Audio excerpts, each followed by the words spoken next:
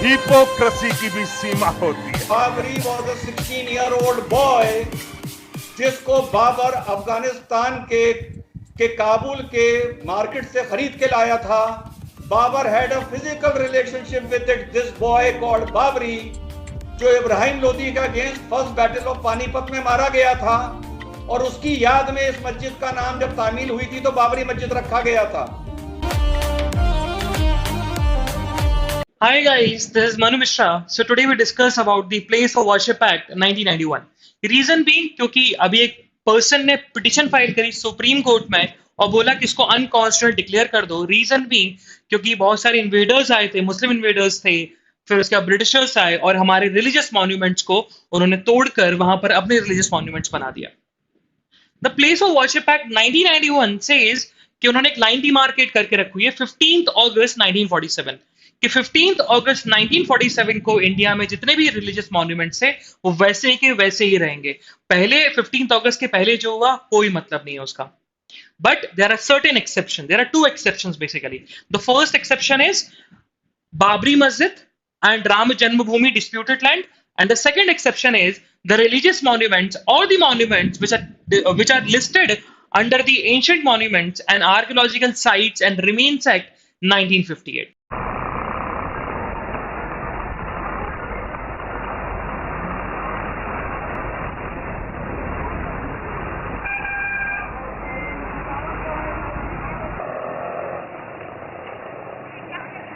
मुसलमानों में दलित हैं, होते नहीं हैं, लेकिन अभी तक वो वोटर रहे, वोकल नहीं रहे। मुसलमानों में नट है, पमरिया है, हललखोर है, भंगी है, भाट है, धोबी है।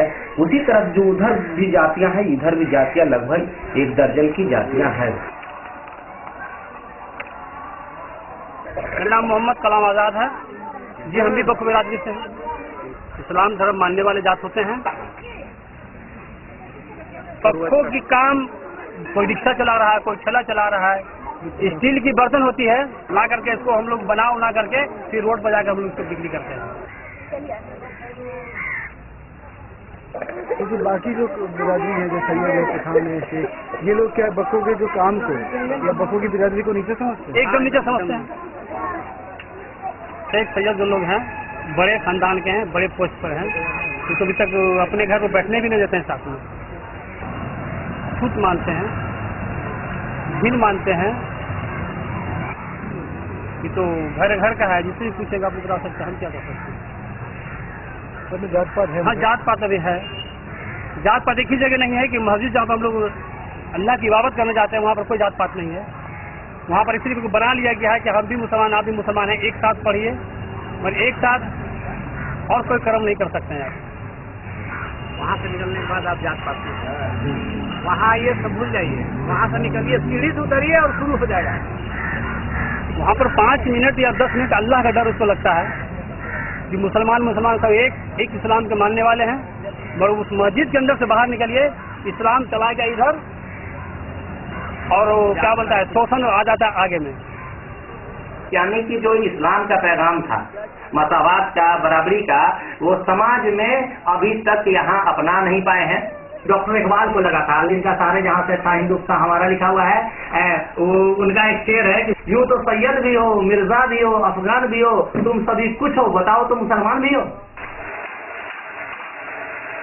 काम सेम रहा, धर्म बदला और धर्म भी उन्होंने कुछ चाह में बदला था। वो चाह ये था कि चूंकि वहाँ अनडिसेबिलिटी था, वह अस्पृश्यता था, जिसके वजह से वो चाहते थे कि भाई हम भी अपने लोगों के साथ उठे बैठे, और वहाँ वो लोग उनको दरकिनार रखते थे। तो उन लोगों ने इस्लाम धर्म कबूल किया कि इस्लाम में जब जाएंगे तो हमको बराबरी का हक मिलेगा। लेकिन यहाँ आने के बाद भी जो मुसलमानों के मनोवादी लोग थे, है नहीं, मुसलमानों के मनोवादी लोग जिन्होंने यहाँ वर्ण व्यवस्था कायम करके रखा, और लिखा हुआ है हमारे यहाँ अहमद रजा खान साहब ने फतावा रिजविया में लिखा कि अगर ये जुलाहा और हायक, है नहीं, और क्या कहते हैं, कसाई और नाई और धोबी, ये जो नीचे काम करने वाले लोग हैं, ये आलिम भी हो जाएंगे, विद्वान भी हो जाएंगे, तब भी ये सैयद के बराबर के नहीं हो सकते, शेख के बराबर के। ये सुरफा के कुफू नहीं, यही लाइन है।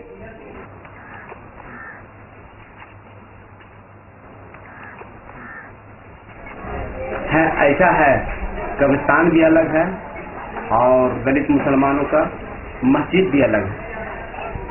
आप लोहरदगा में एक 15 बस्ती है जहाँ की आबादी करीब करीब 100 घर से ज्यादा पमरिया लोग बसते हैं। वहाँ पर ही लोग ने उसको मार धार के भगा दिया और कहा जुमा के नमाज में कि पमरिया लोग तुम पीछे जाओ, आगे नमाज पढ़ेगा। उस पर ये लोग ने कुछ मारा पीटी हुआ। अंत में ये हो गया कि वो लोग एनसीसी से जुड़ गए, मारा पीटी किए। तब अंत में ये लोग कहा कि कितना हम लोग लड़ेंगे, तो वो लोग ने पमरिया बिरादरी की मस्जिद अपने अलग बना लिए, है नहीं। वो मंदिर में जाने नहीं दिया रहा था, तो उस मस्जिद में आकर नमाज पढ़ने के लिए वो मुसलमान हुए, है नहीं। और आज भी उनको मस्जिद में बराबरी में नमाज पढ़ने के लिए उनको सीपीआई एबेल का सहारा लेना पड़ता है। ये जो फॉरवर्ड मुसलमान है अपने दलित भाइयों को क्या मैसेज देना चाहते हैं कि तुम सीपीआई ज्वाइन कर क्या हो तो नमाज पढ़ने देंगे, नहीं तो तुम मस्जिद से बाहर हो।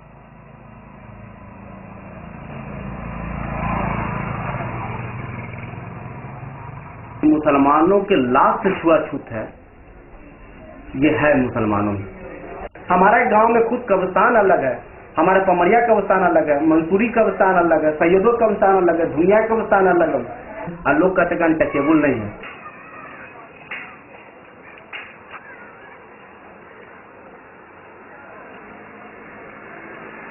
हिंदू जब मुसलमान को टारगेट करके हिंदू पोलराइजेशन करता है तो नेता तो उसका ब्राह्मण ही बनता है। तो मुसलमान जब पोलराइज होता है तो नेता तो सैयद ही बनता है, नहीं तो कोई तो शेख या पठान ही बनता है। जुलाहा को कहाँ कौन नेता मानता है। ये एक और चीज बताइए कि जो बीजेपी का जोर रहा बीच में और हिंदू भी अपने साथ रखे, तो ये कौन कौन लीडर हैं और उनकी क्या कास्ट है? तो टोटल फॉरवर्ड कास्ट के लोग, ये लोग टोटल फॉरवर्ड कास्ट के लोग हैं। बिहार में गए जो अनवारुल हक वो शेख बिरादरी के थे, सैयद शाहनवाज तो जानवे के थे सैयद हैं। फिर आरिफ मोहम्मद खान गए, खान है। फिर नईमा अब्दुल्ला के वो सैयद हैं। दोनों तरफ से उधर के फॉरवर्ड और इधर के फॉरवर्ड मिलकर के इस किस्म का संगठन बनाते हैं। एक दूध गर्म करता है, दूसरा उसमें जोरन डालता है और सांप्रदायिकता का दही जमा करके राज करना चाहते हैं। ये दोनों तरफ के फॉरवर्ड लोग।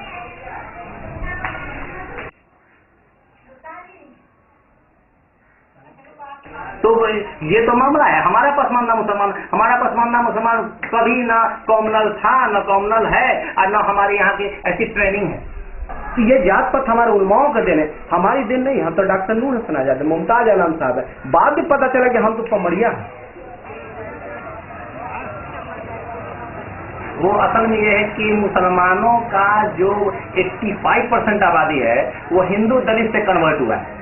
हम यहाँ जो इंडिया में पोजीशन है आज ही पसमानदा मुसलमान के टोटल समझिए पसमानदा मुसलमान है, और ये 20% या 15% ये फॉरवर्ड मुसलमान ये टोपी की तरह से पसमानदा मुसलमान के सर पर बैठ गए हैं और काम इससे लेते हैं। टोपी बन गए हैं और काम लेते हैं इससे।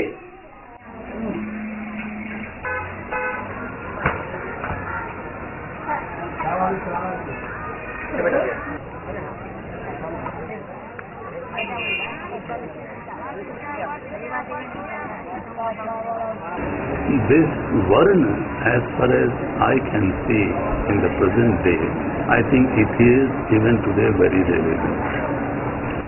Those who can carry the tradition of the Shastra